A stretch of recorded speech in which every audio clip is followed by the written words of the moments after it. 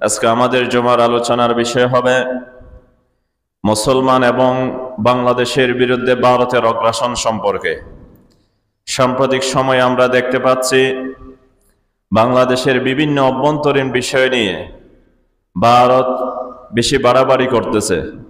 বাংলাদেশের কোন একটা ঘটনা নিয়ে তারা বেশি লাফালাফি করতেছে। কোন একটা ঘটনায় সংঘটিত হলে এটা কোনো অন্য দেশেও কোনো প্রতিক্রিয়া না দেখালেও ভারত সেটা নিয়ে প্রতিক্রিয়া দেখাচ্ছে এবং ভারত এখানে অভিযোগ আনতেছে বাংলাদেশের মধ্যে অসংখ্য সংখ্যালঘুরা, বিশেষ করে হিন্দুরা নির্যাতিত হচ্ছে।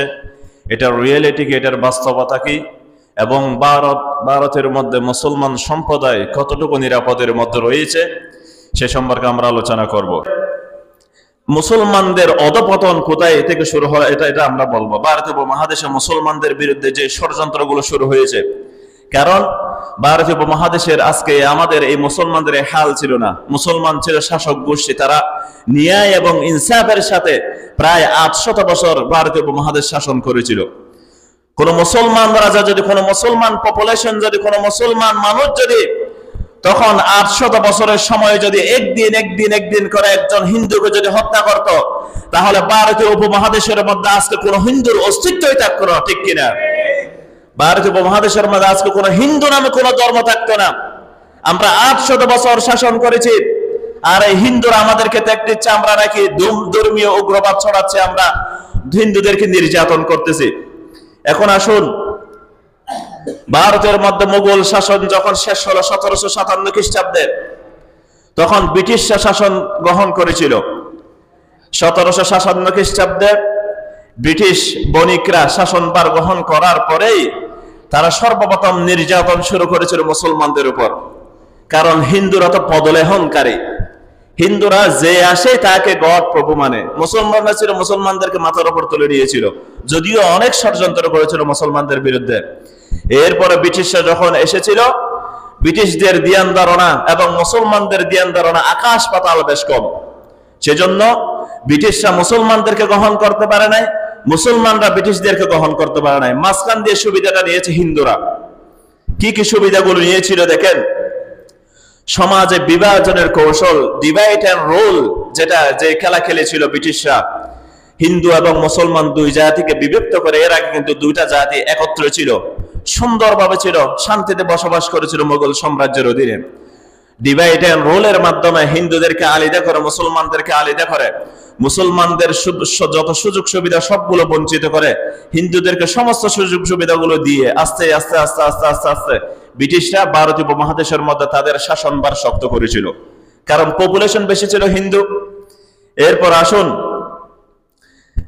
জমিদার প্রথা। হে হিন্দুরা, যারা আমাদেরকে অধিকারের কথা শেখাচ্ছে, তারা মুসলমানদের জমিগুলো দখল করে ব্রিটিশদের কাছ থেকে জমিদারগিরি নিয়ে তারা জমিদার প্রথা প্রতিষ্ঠা করেছিল। মুসলমানদের উপর এমন এমন কর আরোপ করেছিল, মুসলমানদের এমন কোন স্বাধীনতা ছিল না। আপনাকে যদি দাঁড়িয়ে রাখতে হতো তাহলে ট্যাক্স দিতে হতো, জরিমানা দিতে হতো। কেউ যদি কুরবানি করতো তাদের তার কাছ থেকে অনুমতি দিতে হতো। এরপর আসুন, যেহেতু সময় সংক্ষিপ্ত, 1947 সালে স্বাধীনতা লাভ করেছিল। তার মধ্যে দ্বিজাতি তত্ত্বের ভিত্তিতে ভারত এবং পাকিস্তান নামে দুইটা রাষ্ট্র প্রতিষ্ঠিত হয়েছিল, যেটার মাধ্যমে ব্রিটিশরা যত সুযোগ সুবিধা ছিল সবগুলো ভারতকে দিয়েছিল, মুসলমানদেরকে না দিয়ে। কারণ আউলিয়াউহুম বা'দুহুম মিন বা'দ, এটা তো আল্লাহ তাআলার কথা। তারা এক অপরের বন্ধু, তারা এক অপরের কি? মুসলমানদের বিরুদ্ধে সবাই একজোট। ইহুদি বলেন, খ্রিস্টান বলেন, হিন্দু বলেন, মুশরিক বলেন, বৌদ্ধ বলেন, যখন মুসলমানদের স্বার্থের উপর আঘাত আসে তখন সবাই মুসলমানদের বিরুদ্ধে চলে যায়। এটা হলো তাদের নীতি। এরপর আসুন, ভারতের মধ্যে তারা সংবিধান রচনা করেছিল, ধর্মনিরপেক্ষতাবাদের সংবিধান, যেটা কিন্তু শুধু মুখের বলি, কিন্তু কথার মধ্যে কোনো মিল নেই। অর্থাৎ তাদের সেকুলারিজমের ধারণা হলো সব ধর্মের অধিকার তারা ভোগ করবে, মুসলমানরাও সমান ধর্মের অধিকার ভোগ করবে, রাষ্ট্রীয়ভাবে যত অধিকার রয়েছে সবগুলো ভোগ করবে, হিন্দুরাও যেভাবে ভোগ করতেছে। এরপর আসুন, ভারতীয় উপমহাদেশের মধ্যে ভারতের স্বাধীনতার পরে কি কি মুসলমানদেরকে কি কি নির্যাতন করেছিল। অর্থনৈতিক এবং সামাজিক বঞ্চনা। আজকে ভারতের মধ্যে দরিদ্র সীমার মধ্যে সবচেয়ে বেশি বসবাস করতেছে মুসলমানরা, মুসলমান পপুলেশন। অথচ 200 থেকে 250 বছর আগেই মুসলমানরা ছিল ভারতের শাসক। কিন্তু আজকে যদি আপনি সার্ভে করেন, জরিপ করেন, ভারতের মধ্যে সবচেয়ে দরিদ্র সীমার মধ্যে বসবাস করতেছে মুসলমান জনসংখ্যা, এবং সরকারি চাকরির মধ্যে ভারতের মুসলমানদের একদম সংখ্যা কম, হিন্দুদের সংখ্যা বেশি। ভারতের মধ্যে মুসলমানদেরকে কি নির্যাতন করা হচ্ছে। এরপর আসুন বাবরি মসজিদ ধ্বংস, যেটার শহীদের 32তম শাহাদত দিবস হলো আজকে। আপনারা জানেন? হায় মুসলমানদের দুর্ভাগ্য, আমরা এটা জানি না। আজ থেকে 32 বছর আগে ভারতের মধ্যে এমন একটা ঘটনা সংঘটিত হয়েছিল, যেটা মুসলমানদের, সমগ্র পৃথিবীর মুসলমানদের অন্তরের মধ্যে তিলে তিলে আঘাত করেছিল, রক্তক্ষরণ করেছিল। 1992 সালে সম্রাট বাবর, আমরা জেনেছি কিছুক্ষণ আগে, মুঘল শাসক, যিনি মুঘল শাসন প্রতিষ্ঠিত করেছিলেন, তিনি একটা মসজিদ প্রতিষ্ঠিত করেছিলেন অযোধ্যার মধ্যে, বাবরি মসজিদ। সেই বাবরি মসজিদটা ধ্বংস করেছিল হিন্দু সম্প্রদায় সন্ত্রাসীরা, এই বিজেপি আরএসএস এর সন্ত্রাসীরা। তারা কি বলতেছেন সম্রাট বাবর এই বাবরি মসজিদ নির্মাণ করেছে, এটার আগে এখানে কি রামের জন্মস্থান ছিল। নাউযুবিল্লাহি মিন যালিক। মুসলমানরা লা ইকরাহা ফিদ্দিন, ধর্মের ক্ষেত্রে কোনো জবরদস্তি নেই। তারা বলতেছে সম্রাট বাবর এখানে মসজিদ নির্মাণ করেছিল, এখানে রামের জন্মস্থান ছিল, সেই জন্য আমরা এখানে মসজিদ দেখতে চাই না।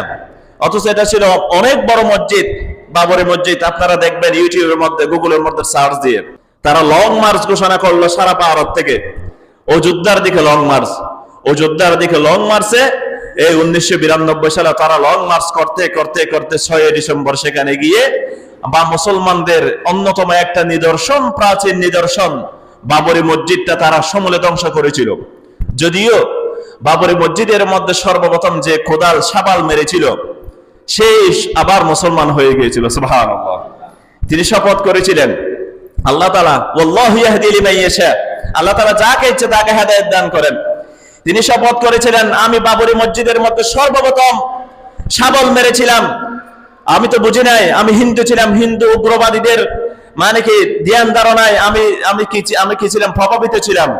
এখন যেহেতু আল্লাহ তাআলা আমাকে হেদায়েত দিয়েছে, আমি যতদিন পর্যন্ত বেঁচে থাকি আমি 100টা মসজিদ করে যাব। সুবহানাল্লাহ।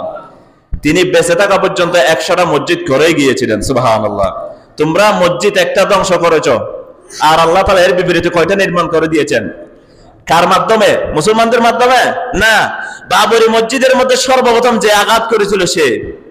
দেখেন, এরপর আসুন ভারত উপমহাদেশের মধ্যে শুধু বাবরি মসজিদ না, একের পর এক ধর্মীয় স্থাপনাগুলো ধ্বংস করা হচ্ছে। অনেক মুসলমানদের মসজিদের মধ্যে গিয়ে বলতেছে কি এখানে আমাদের মন্দির ছিল। যেমন রিসেন্টলি এর আগে তারা দাবি করেছিল যেটা তাজমহল, বলতেছেন তাজমহলও নাকি সম্রাট শাহজাহান নির্মাণ করেছে, সেখানে হিন্দুদের ধর্মীয় উপাসনা ছিল।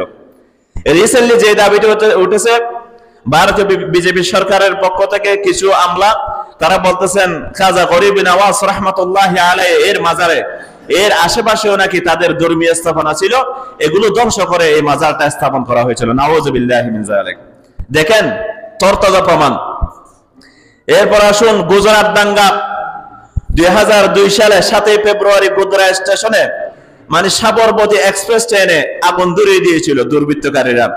সেই আগুনের মধ্যে 59 জন কর সেবক নিহত হয়েছিল। সেটার দায়ভার মুসলমানদের উপর চাপিয়ে দিয়ে গুজরাটের বিখ্যাত কসাই আজকের শাসক নরেন্দ্র মোদী, এই নরেন্দ্র মোদীর নেতৃত্বে 2000-এর অধিক মুসলমানকে শহীদ করে দেওয়া হয়েছিল। ঠিক কিনা? শুধু এখানে না, এটাই না, শত শত মা বোনকে দর্শন করা হয়েছিল গুজরাটের মধ্যে। আপনি এখনো দেখবেন এগুলো তথ্যজ প্রমাণ। এরপর আসুন গণপিটুনি ভারতের মধ্যে, mob lynching, cow protecting killing, অর্থাৎ কি গরু রক্ষার আন্দোলন ভারতের মধ্যে। এটা কি একটা সার্ভে করা হয়েছে কাউ প্রোটেকশন কিলের মধ্যে 2015 থেকে 2019 সাল পর্যন্ত 44 জন একদম নিরপরাধ মুসলমানকে হত্যা করেছে শুধু ভারতীয় হিন্দুরা। কি জন্য? শুধু গরু গোশত খাওয়ার কারণে। কি জন্য? শুধু গরু গোশত খাওয়ার কারণে। একজন মুসলমানকে তার সাথে কিছু নিয়ে বিরক্ত হয়েছে, অনেকে কি করতেছেন, তার ফ্রিজের মধ্যে তার আশেপাশে গিয়ে গরু গোশত রেখে দিয়েছে, বলতেছেন আমাদের মাকে জবাই করেছে, তাকে গিয়ে হত্যা করে ফেলেছে। এরকম অসংখ্য মুসলমানকে হত্যা করে ফেলেছে এটা ভারতীয় হিন্দুরা। শুধু কিসের কারণে? কাউ প্রোটেক্টিং, গরু রক্ষার আন্দোলন। কারণ কি জন্য? হিন্দুরা গরুকে কি মনে করে? মা মনে করে, এটা কি জানেন না?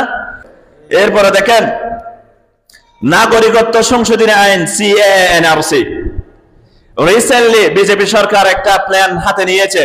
এনআরসির মাধ্যমে তারা নাগরিকত্ব সংশোধন করতেছে। কি করতেছে? ভারতের মধ্যে বলতেছেন পাকিস্তান থেকে মুসলমান এসেছে, বাংলাদেশ থেকে মুসলমান এসেছে, বিশেষ করে আসামের মধ্যে তারা নাগরিকত্ব সংশোধনী আইনের মাধ্যমে অনেক মুসলমানকে ভারতের নাগরিকত্ব থেকে বাদ দিয়ে দিয়েছে।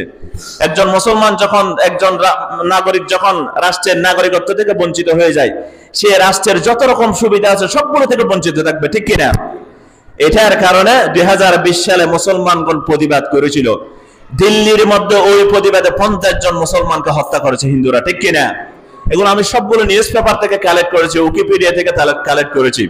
এখানে কোনো মিস ইনফরমেশন নেই, there is no miss information. এরপরে দেখেন একের পর এক ভারতের আক্রমণগুলো মুসলমানদের বিরুদ্ধে।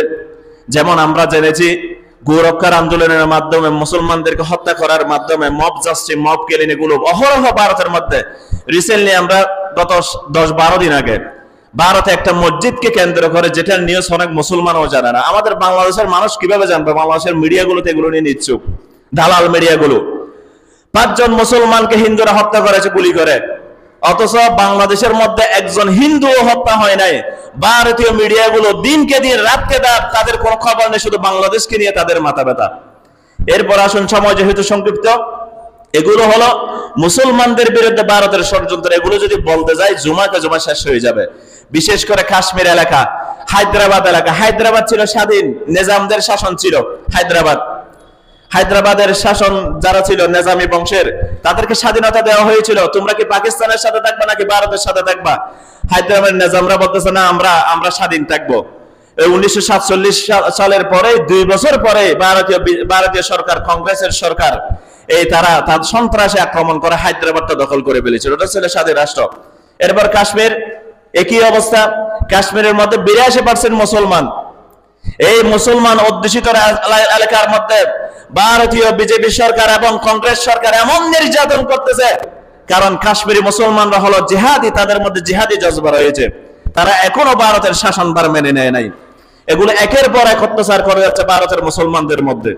আর তারা আমাদেরকে সাম্প্রদায়িক সম্প্রীতির শিক্ষা আমাদেরকে দিচ্ছে। দেখেন তাদের অবস্থা।